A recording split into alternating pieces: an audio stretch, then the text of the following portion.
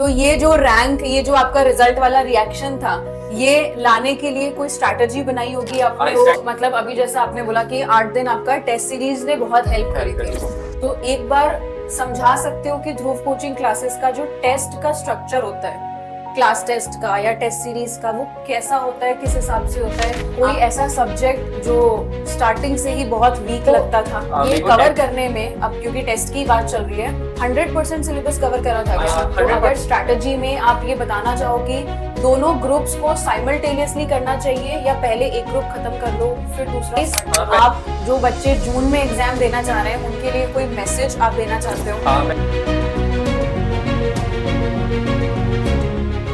Hello everyone, welcome you all on the YouTube channel of Dhruv Coaching Classes। आज हमारे बीच में है अर्जित आकर, जिन्होंने अभी CMA इंटरमीडिएट के अंदर ऑल इंडिया रैंक सिक्योर करी है। तो आज इस इंटरव्यू में हम अर्जित से जानेंगे क्या उनकी स्ट्रैटेजी थी ऑल इंडिया रैंक लाने में और कैसे उन्होंने अपनी तैयारी को कंटिन्यू रखा था। वेलकम अर्जित। Thank you ma'am. चलिए, तो सबसे पहले अर्जित अपना एक ब्रीफ इंट्रोडक्शन दीजिए। आप फाउंडेशन से लेकर के CMA में आप कैसे आए, उसके बाद अपना एक शॉर्ट जर्नी बताइए। मेरा नाम अर्जित आकर है, मैं जयपुर से हूँ। मैंने CMA फाउंडेशन यहीं से स्टार्टिंग करी थी, जस्ट 12th के बाद। फाउंडेशन में अच्छी मेहनत करी और सबके टीचर्स के गाइडेंस से मेरी 3rd रैंक आई जयपुर के अंदर। फिर उसके बाद और मोटिवेशन मिला कि जब फाउंडेशन में रैंक आई है तो इंटर में और अच्छा करना है और उसमें ऑल इंडिया रैंक लेके आनी है। एंड शुरुआत से ही लग गए थे हम, हमारे सारे दोस्त की बोथ ग्रुप देना है और रैंक लेके आनी है। एंड लास्ट में सब सही रहा। अप डाउन तो होते ही है जर्नी के अंदर, जो कि हुए ही, लेकिन लास्ट में रिजल्ट सही हो जाता है। फिर जो भी अप डाउन होता है वो सब हो जाता है कि ठीक है, कोई बात नहीं, ये वर्थ इट था पूरा लास्ट। हाँ, बिल्कुल, वो चीज अच्छी लगती है। अच्छा, तो CMA करने का डिसाइड आपने कहाँ से करा था? ये एक इंटरेस्टिंग स्टोरी है। ये मेरी मम्मी की वजह से मेरे को ये पता चला था। मेरी मम्मी मॉर्निंग वॉक पे जाती थी, तो वहाँ पे किसी ने, एक आंटी ने बताया था कि वो अपनी डॉटर इन लॉ को करा रही थी CMA, तो उन्होंने कहा आप अपने बेटे को ही करवाओ। फिर मम्मी ने मेरे को बताया, फिर मैंने रिसर्च करी, फिर मैंने यहाँ से कॉन्टेक्ट करा, फिर उन्होंने समझाया, फिर मैंने डिसाइड करा कि मेरे को CMA करना है। कैसे आपने ध्रुव कोचिंग क्लासेस को कैसे कांटेक्ट उन्होंने किया? बताया था कि ये सी स्ट्रीम में अच्छा। कोचिंग है, उन्होंने रिकमेंड करा था कि ये है, पास भी है मेरे घर से और अच्छा भी है। रिव्यूज देखे मैंने, फिर मेरे पापा गए, फिर बातचीत करी, फिर मैंने क्लासेस ज्वाइन करी, तो मेरे को काफी सही लगा, तो मैंने डिसाइड करा कि मैं यहीं से CMA करूँ। ओके, तो इनको तो मॉर्निंग वॉक के टाइम पे पता लगा कि CMA करना है मुझे। चलिए, तो अभी जब आपका रिजल्ट आया 11 फरवरी को, खुद ने देखा था? मैंने खुद ने देखा था, मैं अपना रिजल्ट सारा खुद ही देखता हूँ। ओह, कैसा था रिएक्शन? रिएक्शन एक्सपेक्टेड था, क्योंकि जैसे टेस्ट सीरीज में भी अच्छा करा था, तो एक्सपेक्टेड था कि ऑल इंडिया रैंक आएगी। फिर देखा, लेकिन वही होता है कि जब आप रिजल्ट देखते हो तो आप रैंक की नहीं सोचते, आप सिर्फ कांग्रेचुलेशन देखते हो कि मेरा एग्रीगेट हो गया और नीचे इंटर कंप्लीटेड, तो सबसे पहले वही नजर जाती है। और फिर देखा तो थोड़ा सा उछला चिल्लाया, फिर मैंने टोटल करे मार्क्स, फिर रैंक लिस्ट खोली तो उसमें रैंक पे नाम था, जस्ट इमीडिएटली रैंक लिस्ट आ गई। रैंक लिस्ट आ गई थी इमीडिएटली। पहले तो रिजल्ट खोला, मार्क्स देखे, फिर मैंने देखा तो बढ़िया है। किस को बताया कॉल करके? कॉल करके मैंने नहीं बताया, मेरे पापा ने बताया था, मेरे भाई बहन और दीदी को कि इसकी रैंक आई है। मेरे पास भी बहुत फोन आए, वो नहीं उठाता रहा उस दिन तो। पूरा दिन फोन बजता रहा अर्जित का। चलिए, तो ये जो रैंक, ये जो आपका रिजल्ट वाला रिएक्शन था, ये लाने के लिए कोई स्ट्रैटेजी बनाई होगी आपने? स्ट्रैटेजी यही थी कि शुरुआत से, जैसे कि हमने सीनियर्स ने भी पूछा था हमने कि कैसे क्या करना है, बिकॉज हम भी नए नए इंटर में थे, तो उन्होंने कहा था कि रेगुलर रहना है क्लास में, टीचर के गाइडेंस में रहना है, सारे टेस्ट देने हैं, मल्टीपल रिवीजन करना है, और मेनली है कि क्लास में रेगुलर रहना है, कंसिस्टेंट, बिकॉज कई लोग नहीं रह पाते कंसिस्टेंसी 1 साल तक। तो वो मेक श्योर आपको करने की कंसिस्टेंट रहना है, रोज रहना है, कितने घंटे की भी क्लास हो, और रेगुलर आना है। कितने आवर्स की लगभग आपकी क्लासेस रहती थी? लगभग 6 से 8 घंटे तक रहती थी, लेकिन क्लास में एक अच्छा माहौल था, पढ़ने वाला मन गया था, तो 6 से 8 ऐसे लगता नहीं था, क्योंकि वो पढ़ने में भी इंटरेस्ट था, मस्ती मजाक भी करते थे, वो बहुत अच्छा माहौल बन गया था। तो 6 से 8 घंटे आपकी ऑन रेगुलर बेसिस क्लास चलती थी। कोई आपकी क्लासेस में कोई ऐसे था कि कभी जब मर्जी आए ऑफ कर दिया, या आपको लंबा ऑफ दे दिया क्लासेस में? नहीं, ऐसा कुछ नहीं था, रेगुलर चल रही थी, और मजा भी आता था। जब रेगुलर चलते हैं तो मजा भी आता है सबके साथ। और लगभग कितना टाइम पहले आपका सिलेबस कंप्लीट करवा दिया था?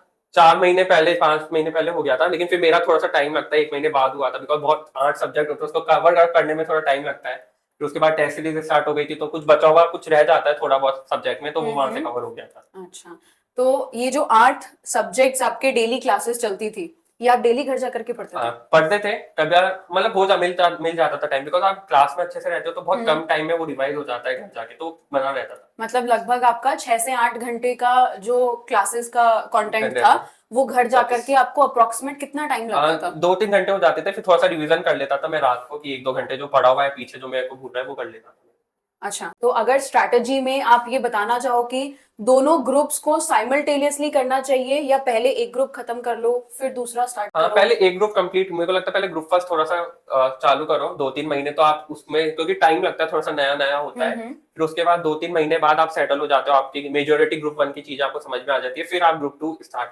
कर दो, फिर वो हो जाएगा आपका। बिकॉज 8 सब्जेक्ट एक साथ तो आप नहीं लेके चल सकते, वो बहुत ज्यादा बड़ा हो जाता बिल्कुल है। बहुत बर्डन हो जाता है। तो पहले ग्रुप 1 कंप्लीट करो, बिकॉज ग्रुप 2 छोटा है, थोड़ा सा इजी है, इंटरेस्टिंग भी मेरे को ज्यादा ग्रुप 2 लगता है, तो वो इजी पड़ ग्रुप 2 जाता की है। सारी चीजें काफी हद तक ग्रुप 1 मन में की हो ग्रुप जाती 2 है, में आ आती है। जाती है, एमए है वो कॉस्टिंग जैसा ही है, हम्म। ओएमएसएम काफी इजी लग सकता है। इजी है ओएमएसएम, Easy। तो मतलब वहां से वो स्कोर करना थोड़ा सा आसान हो आसान हो जाता है। जाता है। अच्छा, ये तो आपने जब आपका क्लासेस चल रही थी वो टाइम की स्ट्रैटेजी हो गई।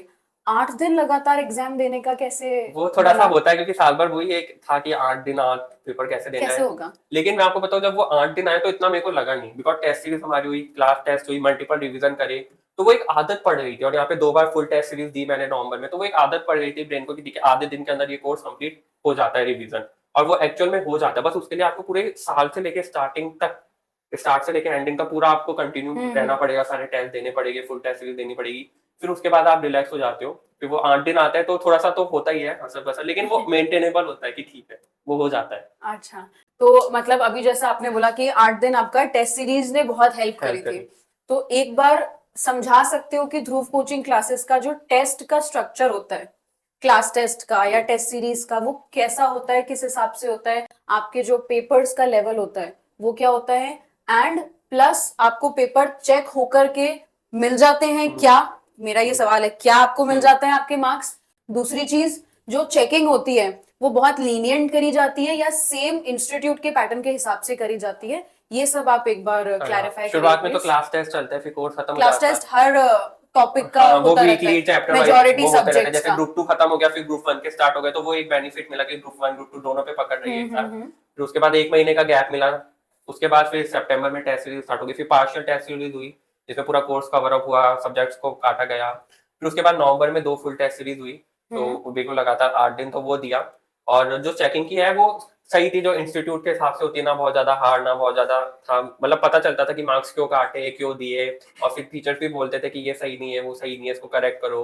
तो वो सब तो मतलब चेकिंग इंस्टीट्यूट के पैटर्न के पैटर्न के हिसाब हिसाब से, से। और अगर आपको कुछ लग रहा है कि हमारे इधर मार्क्स बस कम है या ज्यादा है, कैसे क्या करें, तो वो आपके लिए हमेशा फैकल्टीज अवेलेबल थी, मेजॉरिटी फैकल्टीज की आप पूछ सकते पूछ हो। सकते हो कि क्यों हुआ, अपन किसको इसको कितना इम्प्रूव करे, कैसे इम्प्रूव बिल्कुल करे। बिल्कुल, तो वो आपके लिए एक after test support kind of मैं बोल हाँ। सकती हूँ कि वो भी अवेलेबल था। चलिए, तो ये कवर करने में अब क्योंकि टेस्ट की बात चल रही है, 100% सिलेबस कवर करा था क्या? 100% तो नहीं करा था मैंने, टू बी वेरी ऑनेस्ट, क्योंकि सिलेबस काफी वास्ट था, उसको थोड़ा सा करने में टाइम लगता है। जैसे कि एफएम में तो थोड़ा सा वो बीडीए वाला पार्ट मैंने थोड़ा सा उसको छोड़ दिया था कि एमसीक्यू बेसिस पे करा था।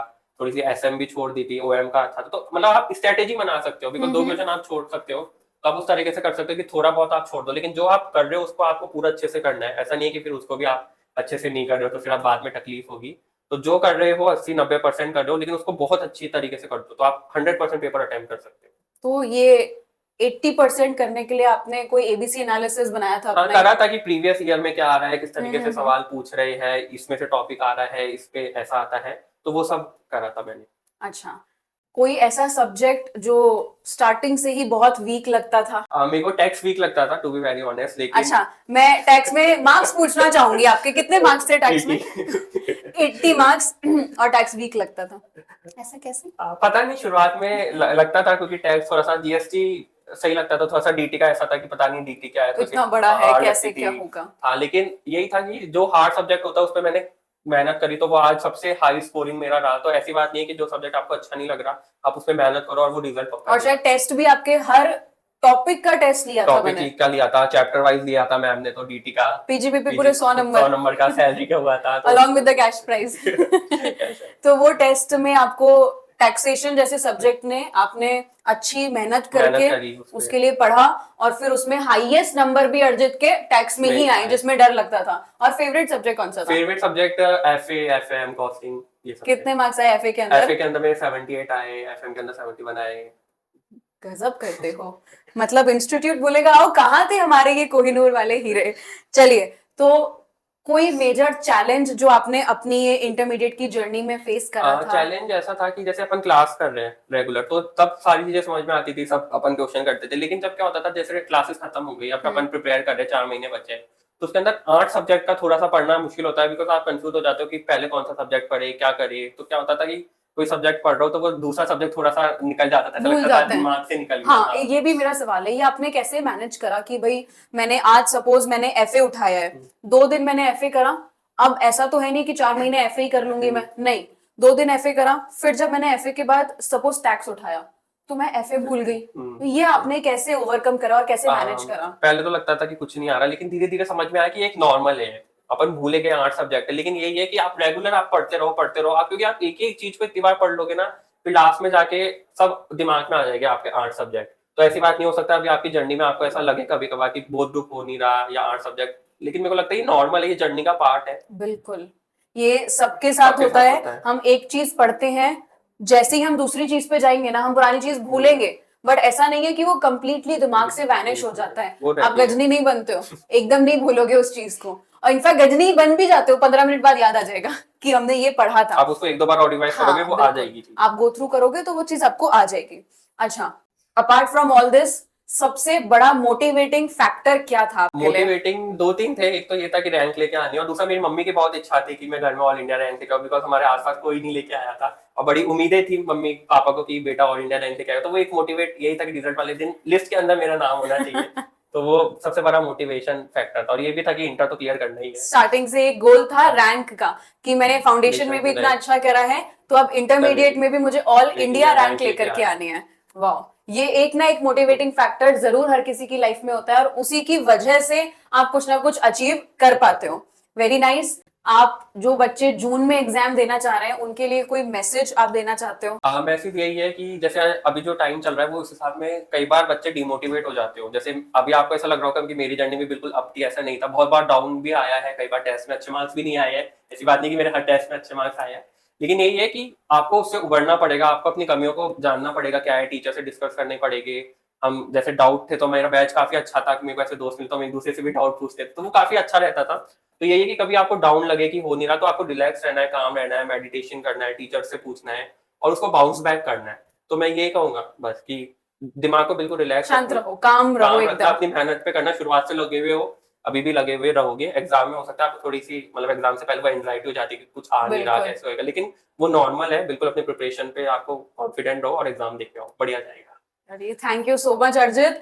अब next I am looking forward कि ऐसा ही इंटरव्यू मैं अर्जित का फाइनल लेवल पर भी लूंगी, और फिर उसके बाद जब अर्जित का कैंपस प्लेसमेंट हो जाएगा तब भी एक और इंटरव्यू अर्जित का आएगा। All the very best to Thank you, you madam. For your future. Thank you so much Arjit. Thank you.